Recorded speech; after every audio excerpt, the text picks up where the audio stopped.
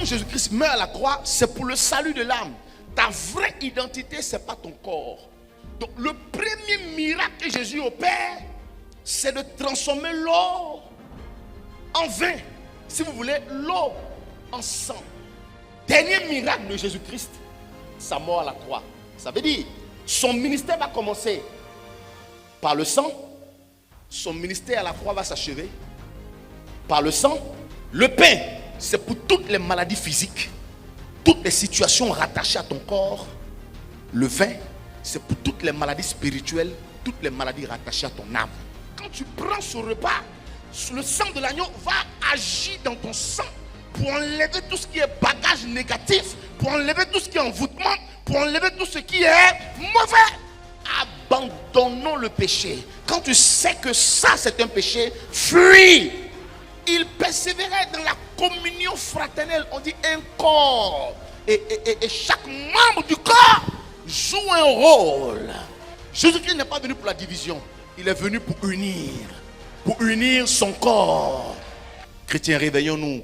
Aujourd'hui, chacun dit, je suis église X, église Y. Les catholiques sont ceci, les évangéliques sont ceci, les protestants sont comme ci. Non, un corps. On tombe malade tout simplement parce qu'on refuse de pardonner, parce qu'on emprisonne des personnes dans nos cœurs. Donc on a le Saint-Esprit qui impacte notre esprit. On a le corps qui impacte notre corps. On a le vin qui impacte notre âme. Que Dieu nous bénisse. Écoute-moi. Dis à celui qui est à côté de toi, voisin. Dis voisin ou voisine, voisin. S'il te plaît,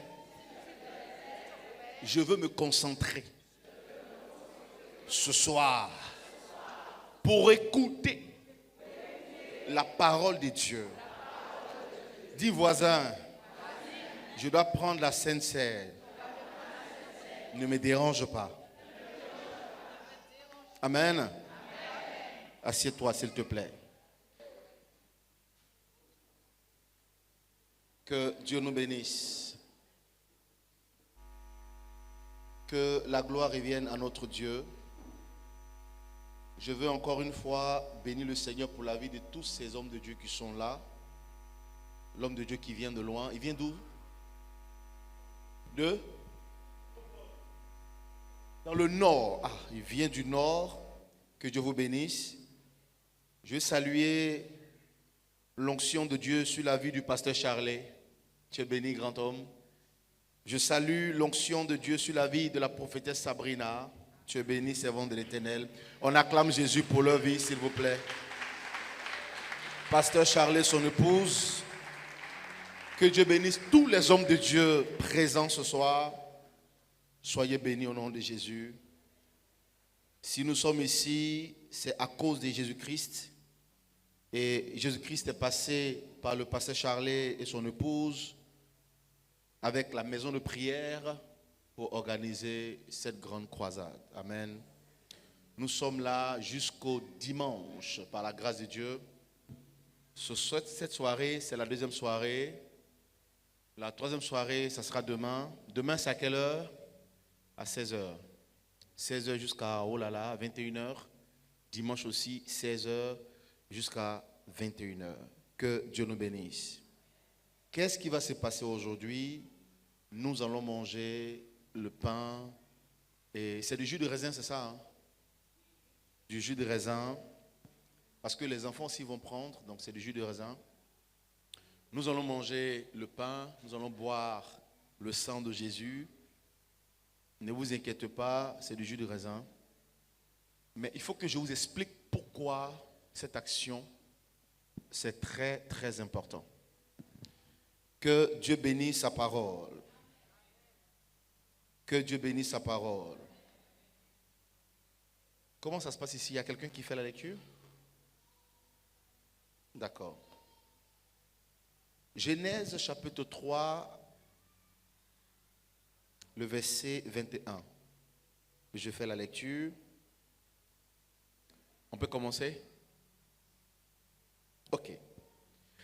L'Éternel Dieu fit à Adam et à sa femme des habits de peau. Des habits de peau. Et il les en revêtit. Je reprends. L'Éternel Dieu fit à Adam et à sa femme des habits de peau et il les en revêtit. Amen. Vous connaissez tous Adam et Ève dans le jardin d'Éden. Et vous connaissez l'histoire. Adam et Ève ont péché contre Dieu et Dieu a décidé de les punir en les chassant du jardin d'Éden. L'homme et la femme étaient tout nus dans le jardin, sans vêtements. Ils étaient nus. Mais avant de les chasser, qu'est-ce que Dieu a fait? Dieu a tué un animal. Le sang a coulé dans le jardin d'Éden. Et Dieu va prendre la peau de cet animal pour habiller Adam et Ève avant de les chasser hors du jardin. Retenez ceci. L'homme et la femme sont nus dans le jardin. Dieu décide de les punir. Qu'est-ce qu'il fait? Il les habille. Mais avant de les habiller, le sang a coulé. Avant de les habiller, le sang a coulé. Un animal est mort. Nous savons tous que la mort de cet animal annonçait tout simplement la mort de Jésus. Donc un animal est mort, le sang a coulé. Il prend la peau de cet animal pour habiller Adam et Ève. Comprenez ceci. Le sang qui a coulé, c'était pour apporter une solution à l'âme d'Adam et Ève. Et la peau de l'animal, c'est pour couvrir le corps d'Adam et Ève. La Bible nous dit que l'âme se trouve dans le sang. L'âme est dans le sang. Et si l'âme est dans le sang, ça veut dire qu'en tuant l'animal, l'âme de l'animal était dans le sang. L'homme, 3 dimensions, corps, âme et esprit. Vous voyez? Donc l'âme se trouve dans le sang. Il tue l'animal, l'âme, pour que l'âme, le sang de l'animal puisse atteindre l'âme de l'homme et que la peau de l'animal puisse couvrir le corps de l'homme. Écoutez-moi très bien. Et c'est pour cela, plus tard, quand Moïse arrive, Dieu, pour expier les péchés, va demander aux enfants d'Israël de tuer des animaux, de faire des sacrifices d'animaux. Il faut que le sang coule. Pour expier le péché, Dieu plus tard, il va dire à Moïse, il faut bâtir des autels pour des holocaustes, il faut bâtir des autels pour des sacrifices d'animaux, parce que quand le sang verse, quand je vois le sang, je peux pardonner vos péchés. Et c'est pour cela que Jésus-Christ plus tard va venir pour faire un sacrifice expiatoire, le plus grand sacrifice expiatoire, sa mort à la croix de Golgotha pour expier le péché de l'humanité. Vous voyez? Parce que le sang, il faut que le sang coule. Pour qu'il y ait pardon de péché, il faut que le sang coule. Pour qu'il y ait pardon de péché, il faut que le sang coule. Or, le péché, c'est l'âme qui pêche. Ce n'est pas le corps qui pêche, c'est l'âme qui pêche. Et c'est pour cela que Dieu dit que c'est l'âme qui sera jugée. Ce n'est pas le corps qui va être jugé, c'est l'âme qui va être jugée. Ce n'est pas l'esprit que nous avons qui va être jugé, c'est notre âme qui va être jugée devant Dieu. Et c'est pour cela qu'il dit, c'est l'âme qui pêche, c'est elle qui sera jugée. Vous comprenez? Voilà. Et quand Jésus-Christ meurt à la croix, c'est pour le salut de l'âme. Ta vraie identité, ce n'est pas ton corps. Ta vraie identité, ce n'est pas ce corps-là. Ce corps-là, c'est un vêtement. Ta vraie identité, c'est ton âme. C'est ton âme. Et Jésus-Christ est venu, ce n'est pas pour ton corps. Il est venu pour ton âme. Et la Bible dit que l'âme de toute chair se trouve dans son sang. Dieu tue l'animal, il verse le sang parce que l'homme a péché. Il prend la peau de l'animal pour couvrir l'homme parce que l'homme a péché. Donc on a l'âme, on a le corps. Est-ce que je parle à quelqu'un? Et c'est pour cela que plus tard, quand Jésus arrive, souvenez-vous, il va se retrouver dans un jardin qu'on appelle le jardin de Gethsémani. Et qu'est-ce qui va se passer ce jour-là? Il va se mettre à genoux. Il va prier le Seigneur pour que le Seigneur puisse l'éloigner de cette couple. Mais pendant qu'il prie, la Bible déclare que sa sueur est devenue comme des grumeaux de sang.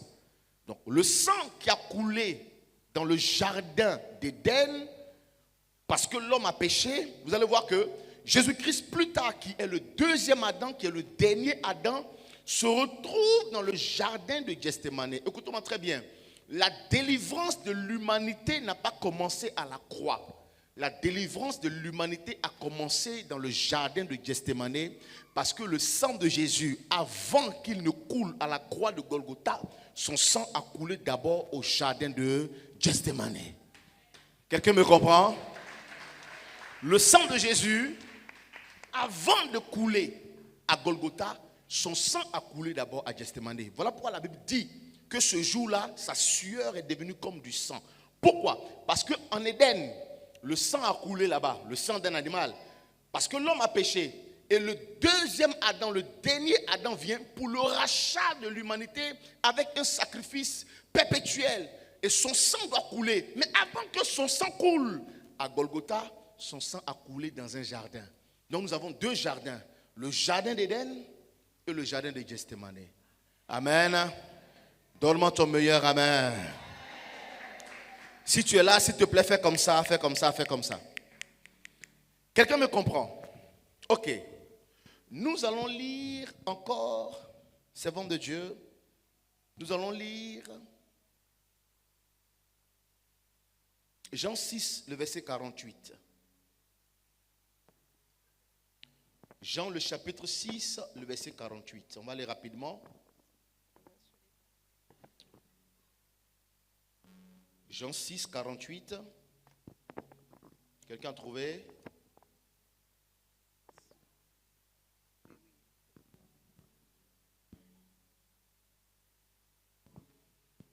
Jésus dit,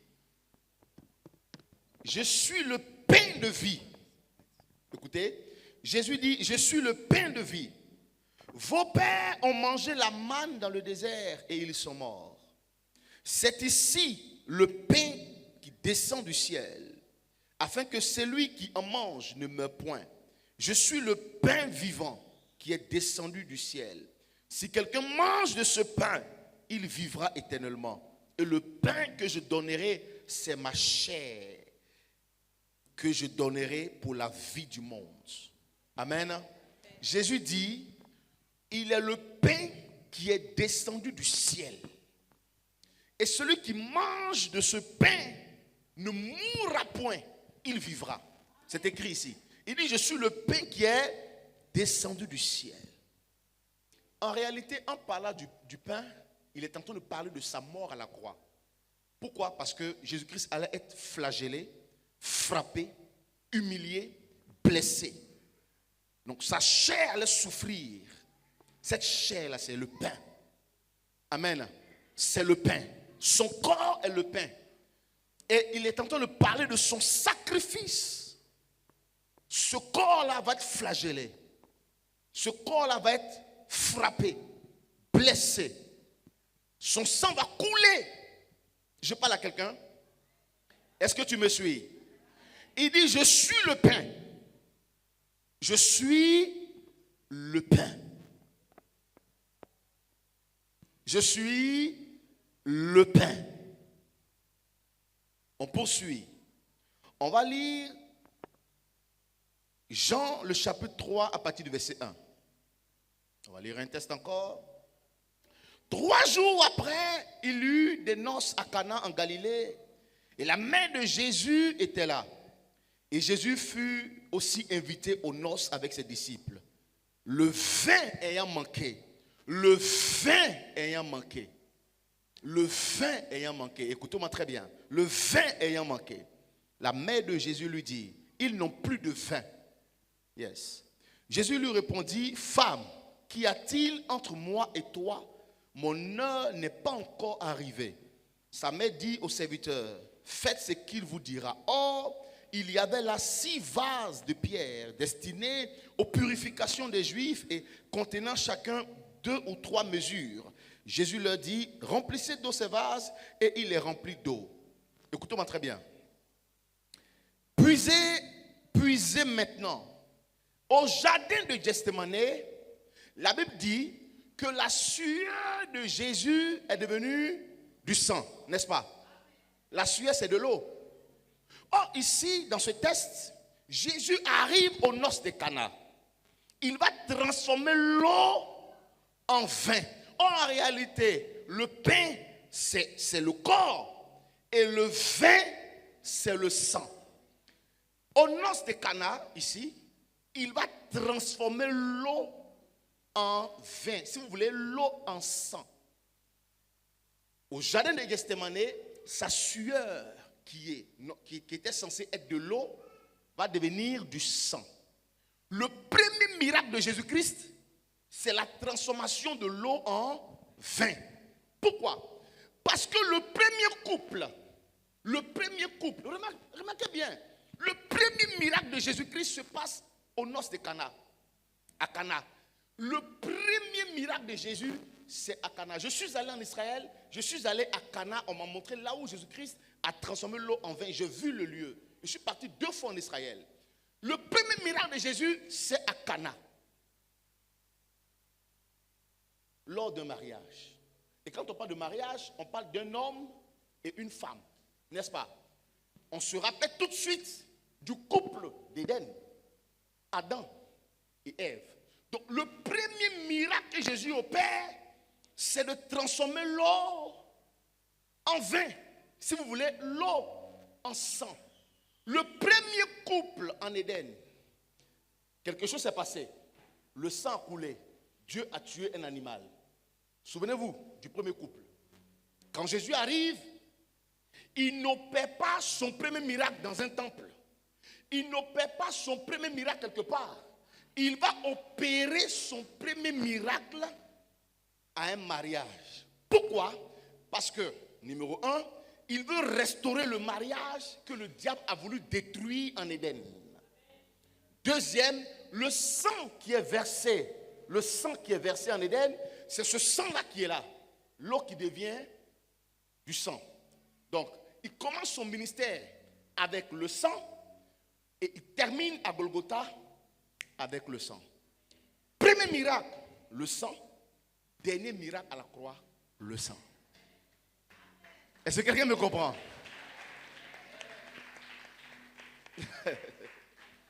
Est-ce que quelqu'un comprend? Est-ce qu'ils ont compris? Vous avez compris? Le premier miracle de Jésus, il change l'eau en vin. Tout à l'heure, je vous ai dit, au jardin de Gethsemane, sa sueur est devenue du sang. Pourtant, le sang, c'est le vin. Ok. Le premier miracle de Jésus, un mariage. Symboliquement, il veut restaurer le couple Adam et Ève. Premier miracle de Jésus-Christ à Cana. Dernier miracle de Jésus-Christ, sa mort à la croix. Ça veut dire, son ministère va commencer par le sang. Son ministère à la croix va s'achever. C'est pour cela le premier miracle, il n'a pas fait marcher un paralytique. Le premier miracle, il n'a pas ouvert les yeux d'un aveugle. Il a tout simplement changé l'eau en sang. Quelqu'un a compris? Ok. Puisez maintenant, leur dit-il, et portez-en à l'ordonnateur du repas. Et ils en portèrent. Quand l'ordonnateur du repas eut goûté l'eau changée en vin, ne sachant d'où venait ce vin qui est considéré comme le sang. Tandis que les serviteurs qui avaient puisé l'eau le savaient bien, il appela l'époux et lui dit, tout homme sait d'abord le bon vin, puis le moins bon après qu'on s'est enivré. Toi, tu as gardé le bon vin jusqu'à présent. Tel fut à Cana en Galilée le premier des miracles de Jésus. Le premier des miracles de Jésus. Le premier de tous ces miracles. Maman, le premier des miracles de Jésus. Il n'a pas ouvert les yeux d'un aveugle. il n'a pas fait marcher un paralytique. Il n'a pas ouvert les yeux d'un aveugle, comme j'ai dit. Il n'a pas ressuscité un mort. Il n'a pas guéri un lépreux. Il n'a pas purifié un lépreux. Il a tout simplement changé l'eau en vin. Voici son premier miracle. Il commence son ministère en changeant l'eau en vin. Il termine son ministère en... Quand on l'a percé, qu'est-ce qui est sorti? De l'eau et du sang. Premier miracle. De l'eau et du sang. On le perce de l'eau et du sang. À Gethsémani, sa sueur devient du sang. Il commence son ministère en changeant l'eau en vin. À la croix, le sang coule. Ça veut dire que la Sainte Seine est un repas très prophétique. Parce qu'on considère que ce vin qui est là est le sang. On considère que ce pain est le corps de Jésus. L'homme a 3 dimensions. La dimension corporelle, la dimension spirituelle et la dimension de l'âme. Quand tu manges le pain va agir sur ton corps, sur ta chair. Ce pain va guérir toutes les maladies rattachées à ton corps, les maladies physiques. Ce vin, qui est considéré comme le sang de Jésus, va toucher ton âme. C'est âme, âme, corps, corps.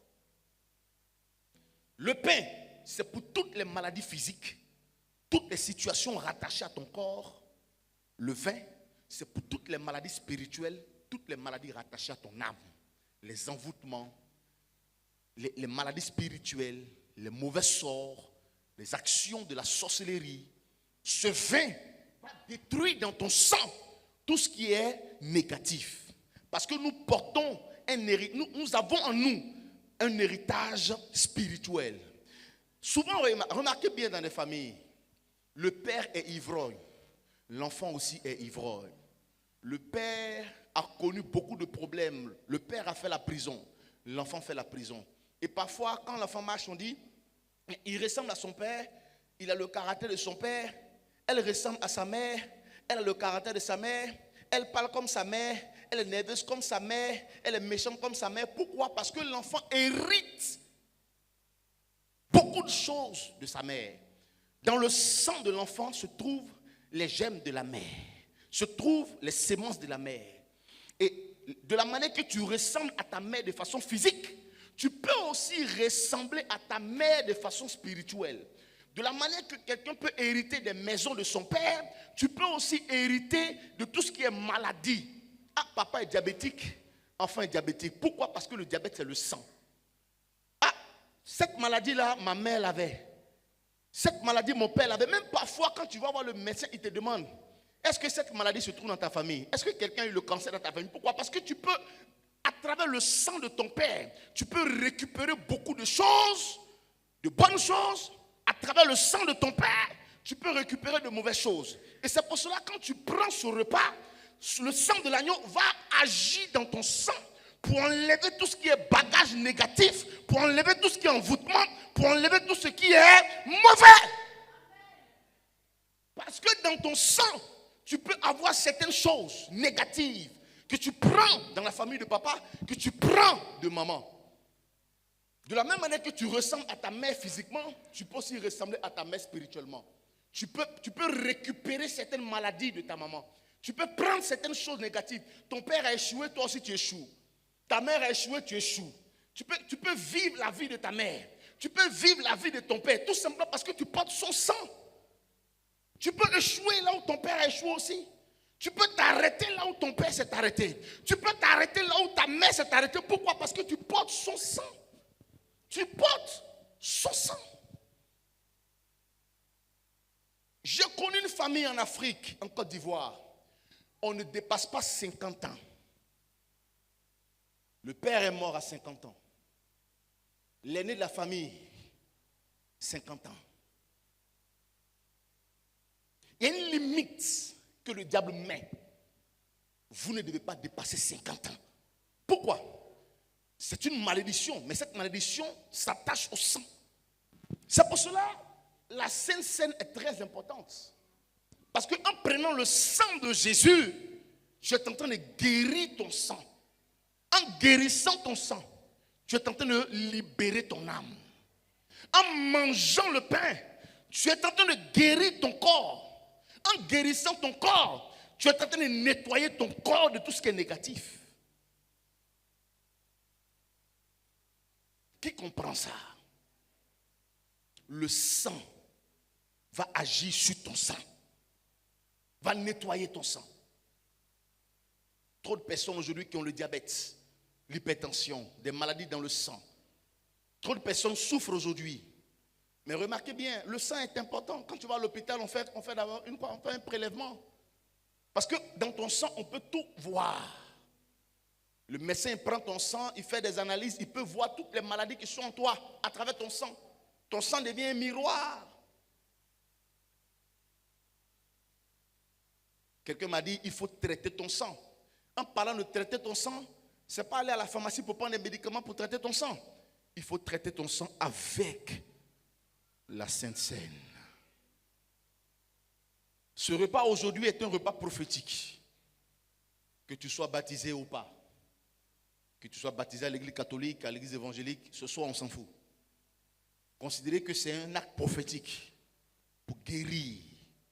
Considérez que c'est un acte prophétique pour libérer. En venant, dites-vous, en venant manger ce pain, boire ce vin, je reçois ma guérison. Est-ce que quelqu'un m'a dit amen bien? Amen.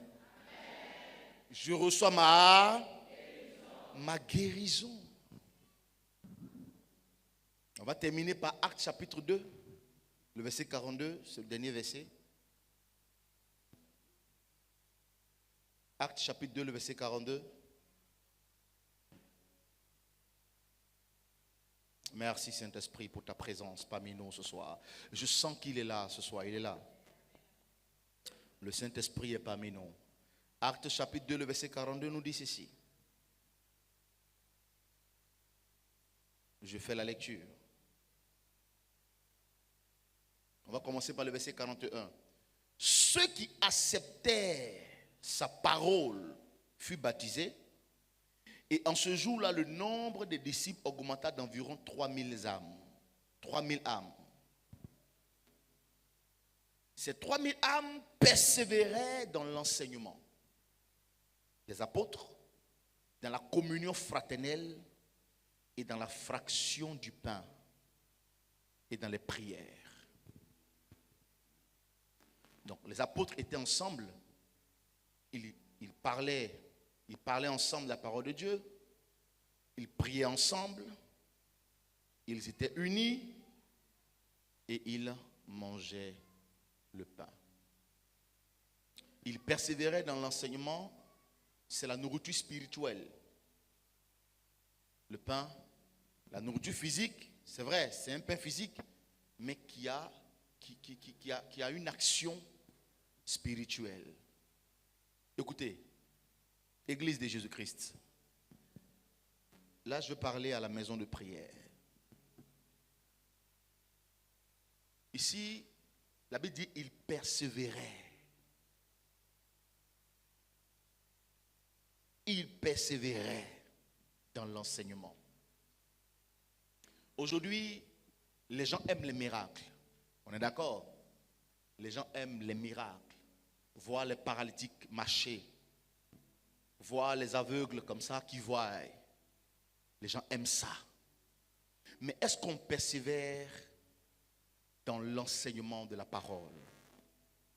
Est-ce que le chrétien d'aujourd'hui aime l'enseignement de la parole? C'est bien beau d'aimer les prophéties. L'homme de Dieu vient, il va te dire ce qui se passe dans ta vie. Il va te dire, voilà ce qui se passe dans ta vie. Voilà ce qui se passe dans ta famille. Voici ce qui se passe autour de toi au travail. L'homme de Dieu peut le faire. Le prophète voyant peut le faire. Mais est-ce que tu as la parole de Dieu en toi? La parole de Dieu est notre nourriture spirituelle. La parole de Dieu entretient notre âme.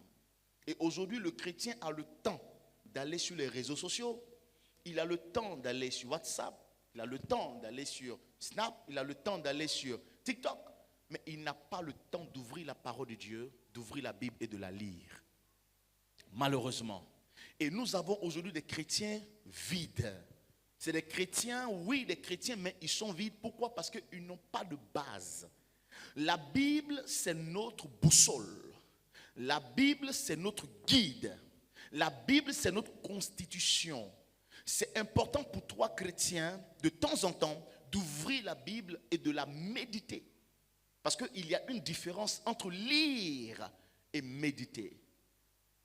Dieu va dire à Josué, il dit que cette parole ne s'éloigne point de ta bouche, médite-la jour et nuit. Il n'a pas dit lis-la, il dit médite-la.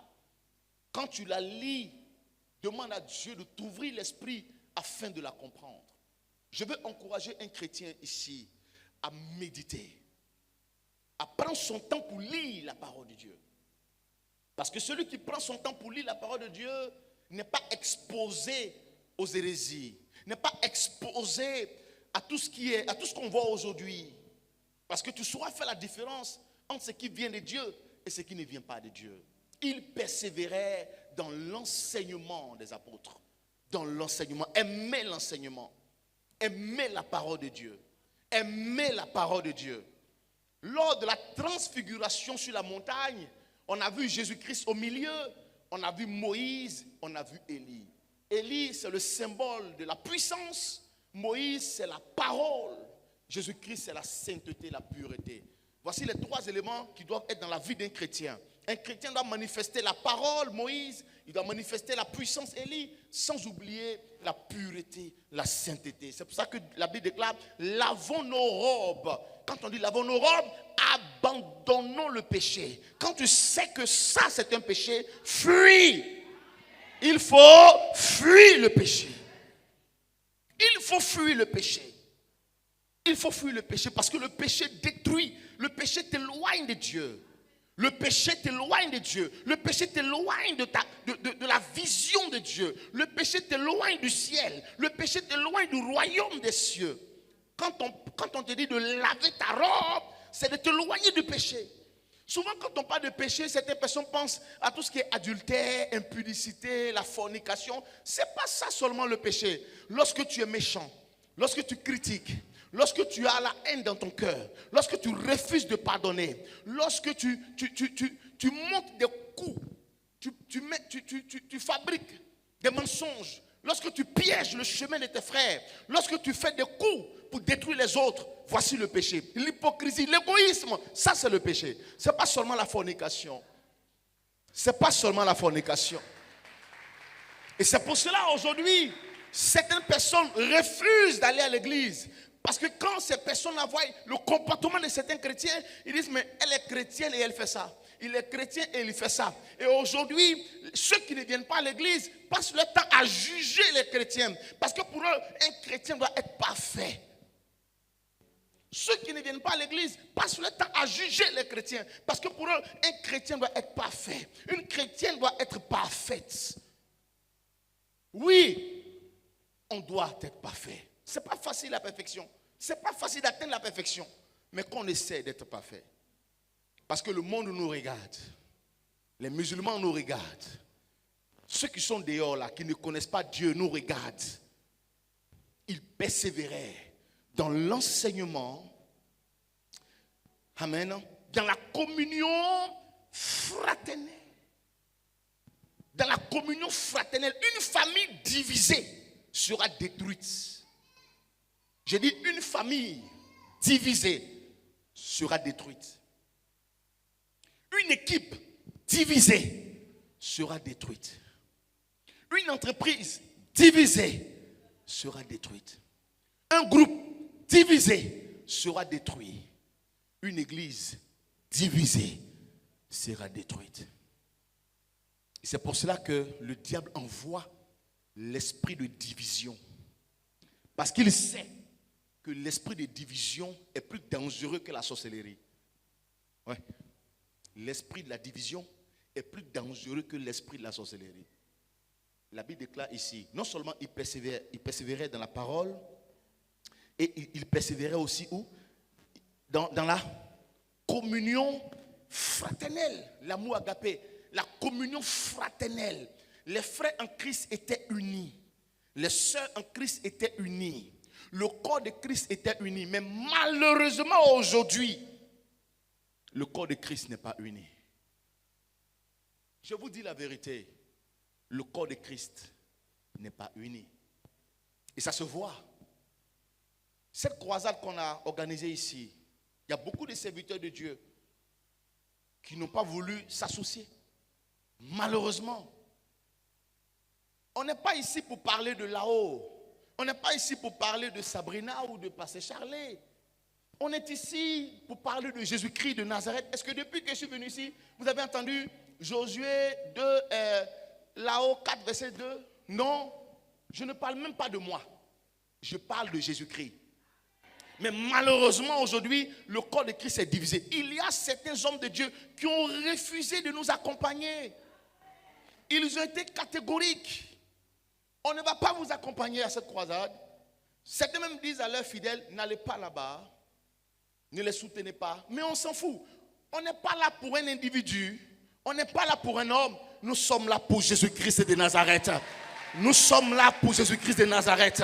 Nous sommes là pour Jésus-Christ de Nazareth. Amen. Et quand j'ai appris ça, je rigolais. Quand j'ai appris que certains hommes de Dieu n'ont pas voulu nous accompagner dans cette croisade, je rigolais. La Bible déclare qu'il persévérait dans la communion fraternelle. On dit un corps. Quand on parle d'un corps, on parle des bras, des jambes, de la tête.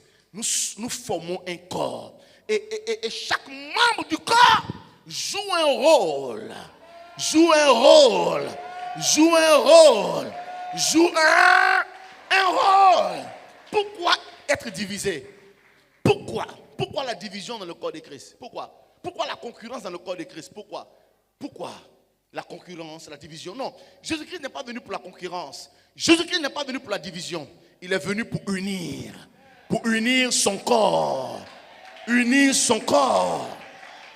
Unir son corps. Ah non, je suis le plus grand prophète, je suis le plus grand prédicateur, je suis le plus grand visionnaire, je suis le plus grand enseignant. On s'en fout. Est-ce que ton nom est écrit dans le livre de vie? Alléluia. On s'en fout des titres. Nous ne sommes pas ici pour des titres. Nous sommes ici pour annoncer Christ. Que tu sois bishop, que tu sois révérend, que tu sois apôtre, que tu sois prophète, que tu sois grand révérend, ça c'est ton problème. On n'est pas ici pour un grand révérend, on n'est pas ici pour un grand bishop, on n'est pas ici pour un grand archevêque. Nous sommes ici tous réunis autour de Jésus-Christ de Nazareth. Jésus-Christ de Nazareth, c'est lui le maître. C'est lui le maître. C'est lui le maître. Et nous servons tous Jésus. Nous servons tous Jésus. Nous sommes tous enfants de Jésus. Et nous formons un seul corps. Alors pourquoi la division? Il persévérait. Amen. Il persévérait dans l'enseignement, dans la communion fraternelle, l'union. Une famille divisée sera forcément détruite. Une armée divisée sera vaincue. Oui, une armée divisée sera vaincue. Une église divisée n'a plus longue vie. Chrétiens, réveillons-nous. Aujourd'hui, chacun dit, je suis église X, église Y. Les catholiques sont ceci, les évangéliques sont ceci, les protestants sont comme ci. Non, un corps. Église, Jésus-Christ est puissant. Église, Jésus-Christ est glorieux. Église, la main de Dieu. Église, la gloire de Dieu. Église, la paix de Dieu. Non, un corps. Un corps. Vous voyez, pour prendre cette Bible, depuis ma position ici, c'est d'abord les yeux qui voient la Bible. Quand les yeux voient la Bible, est-ce que les yeux peuvent aller prendre? Non. Alors il faut que les pieds marchent. Et quand les pieds marchent, il faut que la main touche. Chaque élément sur mon corps joue un rôle. L'œil joue son rôle, le bras, les mains jouent leur rôle, les jambes jouent leur rôle, le dos joue son rôle, le ventre, tout ce qui est sur moi joue un rôle. Tous les éléments, tous les organes que j'ai jouent un rôle. C'est ça le corps de Christ. Le prophète joue son rôle, l'apôtre joue son rôle, l'enseignant joue son rôle, l'évangéliste joue son rôle, le pasteur, chacun joue son rôle. La division, vous savez, c'est le diable qui est le plus grand gagnant quand il y a la division. C'est le diable qui gagne quand il y a la division. C'est le diable qui gagne. J'ai eu très mal au cœur quand j'ai appris que certains hommes de Dieu ont dit, non, n'allez pas à cette croisade. Non, nous formons un corps. Nous formons un corps. J'ai béni Dieu parce que j'ai vu des hommes de Dieu qui sont là. J'ai béni Dieu parce que j'ai vu hier des servants de Dieu étaient là. J'ai dit, waouh, nous formons un corps. La jalousie n'a pas sa place au milieu de nous. Non, non. La haine n'a pas sa place ici. La concurrence n'a pas sa place ici. Non, non. Nous sommes tous enfants de Jésus-Christ. La communion fraternelle. Tu as quelque chose contre ton frère, va vers lui, parle avec lui. Mais ne garde pas ça. Ne t'assois pas là-dessus pour murmurer, pour comploter contre ton frère. Non. Tu as quelque chose contre moi, viens et dis-moi. Tu as quelque chose contre elle, va, dis-lui. La communion fraternelle. On garde des rancunes, on garde des rancœurs et ces rancœurs deviennent des maladies incurables dans nos corps. La haine en nous, la méchanceté, le refus de pardonner crée en nous des maladies. On tombe malade tout simplement parce qu'on refuse de pardonner, parce qu'on emprisonne des personnes dans nos cœurs. Il faut libérer ces personnes que tu as emprisonnées. Tu as emprisonné ton père, tu as emprisonné ta mère, tu as emprisonné un frère, un grand frère. Il est méchant, mon père n'était pas là, il m'a abandonné quand j'étais petit, il a laissé ma mère quand j'avais 5 ans. Et tu as gardé cette haine-là dans ton cœur. Et c'est pour ça que tu n'avances pas. Tu n'avances pas parce qu'il y a une haine dans ton cœur contre ton père. Tu n'avances pas parce qu'il y a une haine dans ton cœur contre ta mère. Non, ma mère me battait. Quand j'étais tout petit, elle me battait. Ma mère était très méchante. Ma mère n'a pas été gentille. Et tu gardes ça dans ton cœur. Voici pourquoi certaines personnes sont bloquées. Elles sont bloquées parce qu'en elles, il y a la haine, la vengeance, l'esprit de vengeance, la haine. Et cette haine va t'emmener à commettre une erreur. Moi, je connais des personnes qui ont fait du mal à leur père à cause de la haine. Papa m'a abandonné quand j'avais 3 ans. Quand il a rencontré son père, il a poignardé son père. Oui, il a poignardé son père. On a vu ça, la haine. Parce que maman a dit, ton père est méchant, ton père t'a abandonné, ton père est ceci. Et souvent, il y a des mamans aussi comme ça. Je suis désolé, mais c'est vrai, ça existe. Elle va remplir la tête de l'enfant. Elle va remplir la tête de l'enfant. Ton père est ceci, ton père est méchant, ton père est ceci, ton père est ceci. Et l'enfant, il est comme ça contre son père. La haine, la méchanceté. Non. La haine détruit. L'esprit de vengeance détruit. J'ai remarqué ici en Martinique, c'est pas seulement ici, même en France, même en Afrique, partout. C'est pas seulement ici. Les enfants ont en eux beaucoup de haine contre les parents. Demain, si je réussis, je ne ferai rien pour mon père. Demain, si je réussis, je ne ferai rien pour ma mère.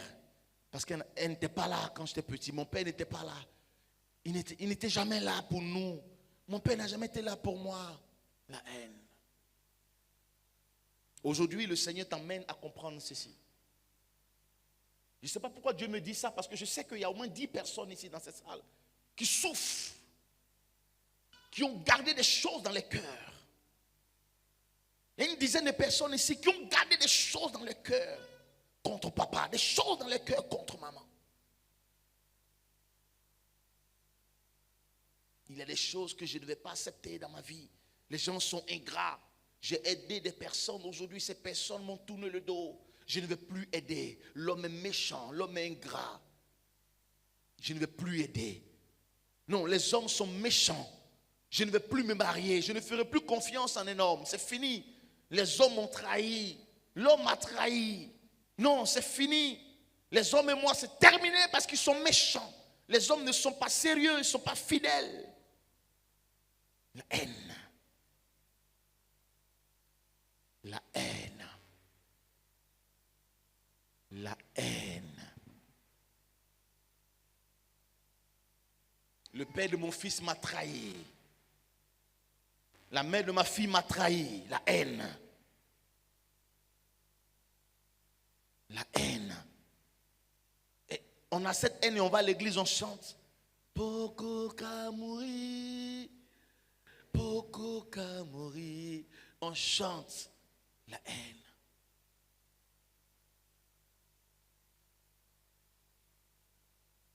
La haine.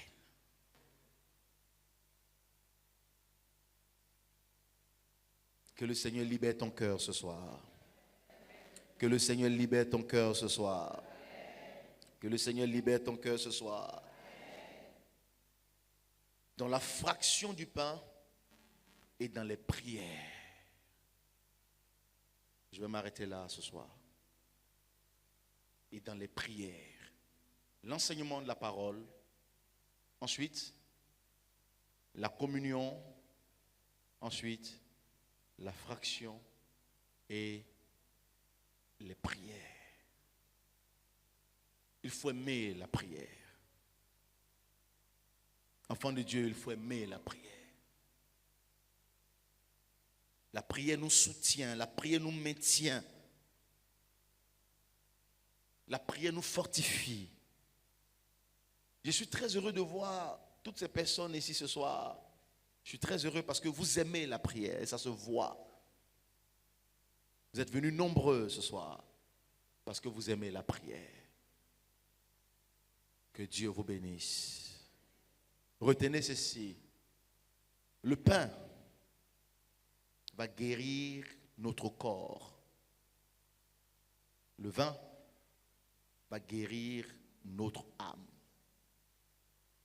Quelqu'un me dira, mais et la troisième dimension qui est l'esprit, puisque l'homme a un corps, une âme et un esprit. Oui. Le Saint-Esprit rendra témoignage à notre esprit que nous sommes enfants de Dieu. Donc quand tu as le pain, tu as le vin, il y a le Saint-Esprit qui fortifie ton esprit. C'est pour cela que Jésus-Christ va faire quoi? Après ce repas, lisez bien la Bible, il a soufflé sur eux et leur a dit, recevez l'Esprit.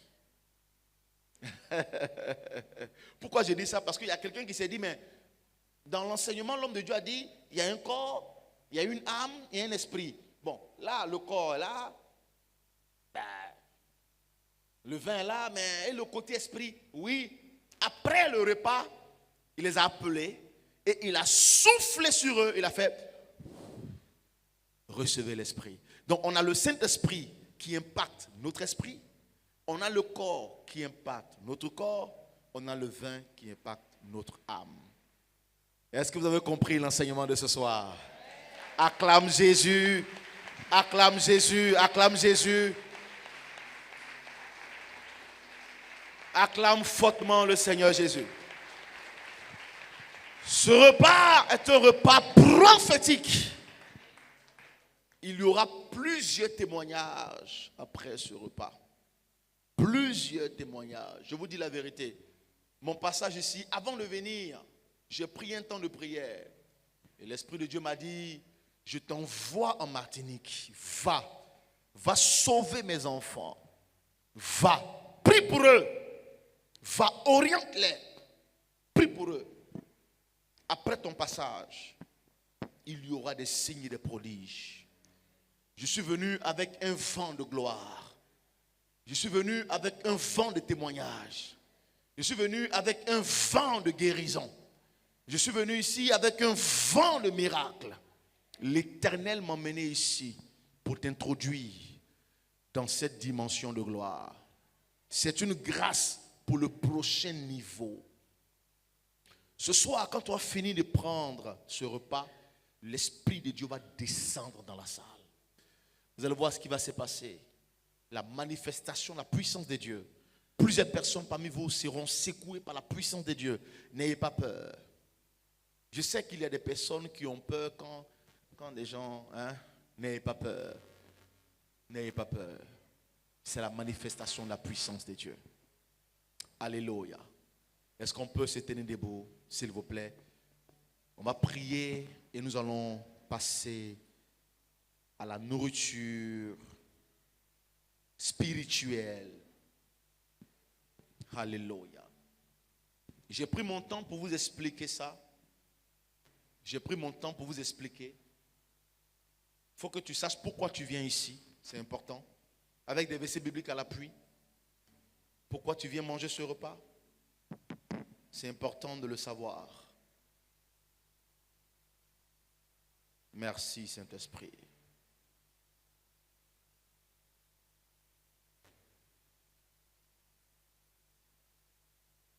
Je vais vous donner 2 sujets de prière.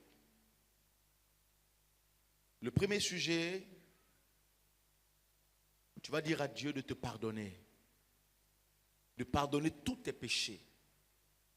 De pardonner toutes tes fautes.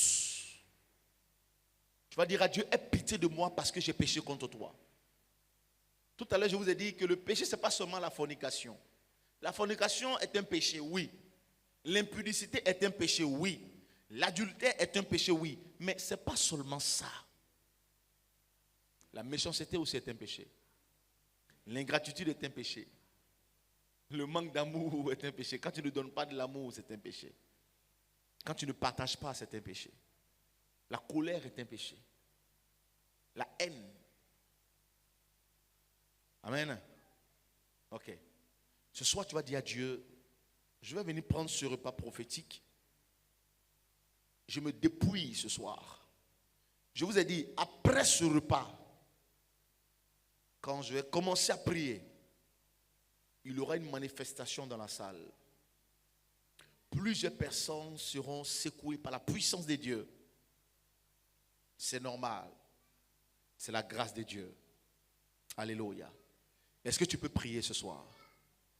Dis à Dieu d'avoir pitié de toi. Demande pardon à Dieu. Demande pardon à Dieu. Souviens-toi de tes fautes. Souviens-toi de tes péchés. Souviens-toi de tes fautes. Et demande à Dieu, aie pitié de moi. Seigneur, pardonne-moi. Pardonne-moi si une fois je me suis éloigné de toi. Seigneur, pardonne-moi parce que je me suis éloigné de toi. Seigneur, pardonne-moi parce que je t'ai rejeté. Seigneur, pardonne-moi parce que je me suis éloigné de ta parole. Je me suis éloigné de tes principes. Je me suis éloigné de tes préceptes. Je me suis éloigné de ta volonté. Seigneur, aie pitié de moi. Est-ce que tu peux encore prier, parler à Dieu de te pardonner? Implore la clémence de Dieu. Implore la miséricorde de Dieu. Implore sa miséricorde. Implore sa clémence. Implore la clémence de Dieu. Implore la miséricorde de Dieu. Alléluia. Implore sa clémence. Implore sa miséricorde ce soir.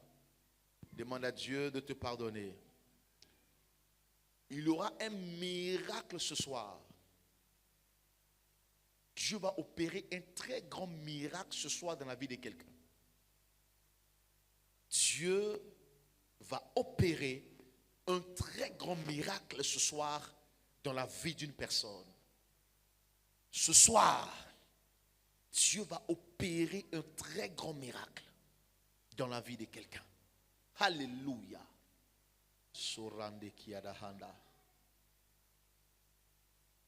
Il te reste 1 minute pour demander pardon à Dieu avant de venir prendre ce repas.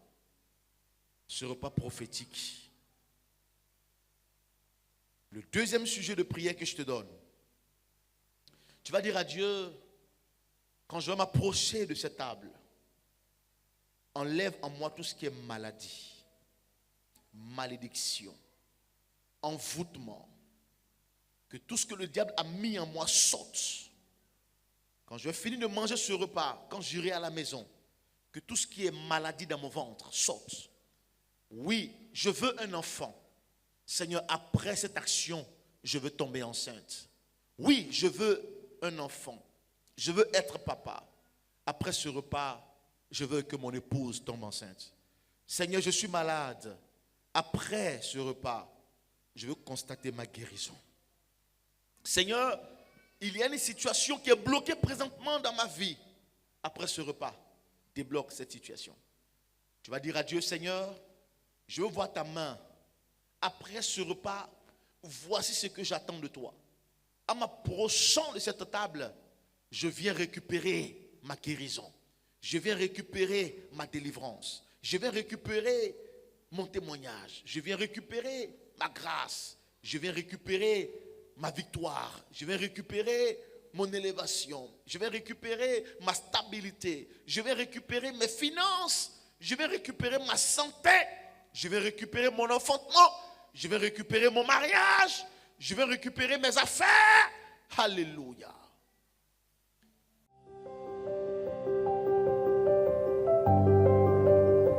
Si quelqu'un a soif, qu'il vienne à moi, et qu'il boive. Celui qui croit en moi, des fleuves d'eau vive couleront de son sein. Jean 7, 37 à 38.